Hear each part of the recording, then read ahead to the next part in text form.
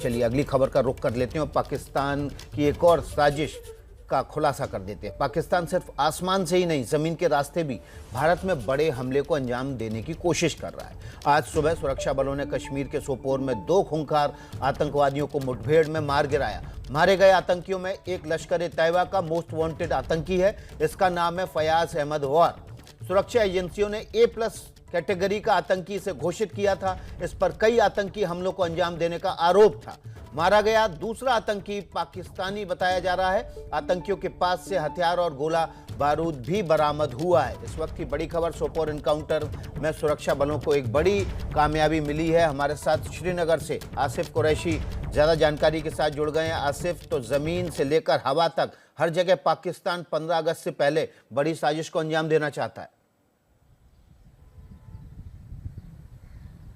विकास, देखिए, सुरक्षा बलों का ये कहना है कि उनके पास पहले से ही जानकारी है कि 15 अगस्त के आसपास कोई बड़ी वारदात मिलिटेंट अंजाम दे सकते हैं। इसीलिए जो उनके प्रोएक्टिव अप्रोच है वो चल रहा है। यानी जहां कहीं पे भी खबर मिलती है, सुरक्षा बल इससे पहले कि मिलिटेंट कोई हमला कर सके उनके खिलाफ कार्रवाई करते हैं। और इसी की कड़ी एक कल सोपोर के वारपोरा में शुरू हुई मुठभेड़ थी। तकरीबन 5 बजे सुरक्षा बलों को जानकारी मिली थी कि वारपोरा इलाके में 2 मिलिटेंट्स को देखा गया था, जिसके बाद इस इलाके की घेराबंदी कर दी गई थी और मिलिटेंट्स को घेरे में ले लिया गया था। सुरक्षा बलों ने फयाज अहमद वार, जो कि A++ कैटेगरी का मिलिटेंट था जिस पर 10 लाख का इनाम था, उसके परिवार वालों, उसके माता पिता को भी घटनास्थल पर बुलाया और उनसे जरिए उसको सरेंडर करने की अपील भी की। लेकिन फयाज ने सरेंडर करने के बदले सुरक्षा बलों पर गोलियां चला दी, जिसके बाद यह मुठभेड़ शुरू हुई और रात भर चली मुठभेड़ में आज सुबह तड़के 2 शव बरामद कर लिए गए, जिसमें से एक की पहचान तो फयाज अहमद वार के तौर पर हुई है, जबकि दूसरे की पहचान अभी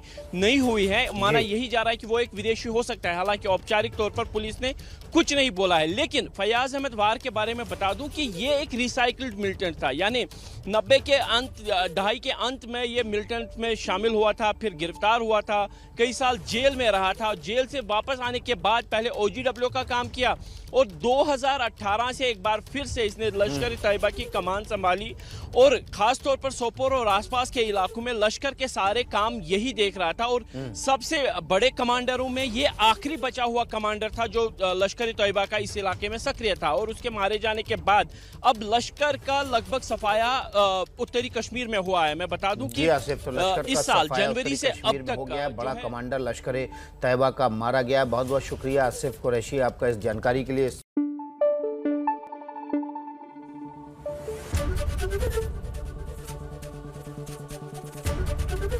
ABP न्यूज आपको रखे आगे।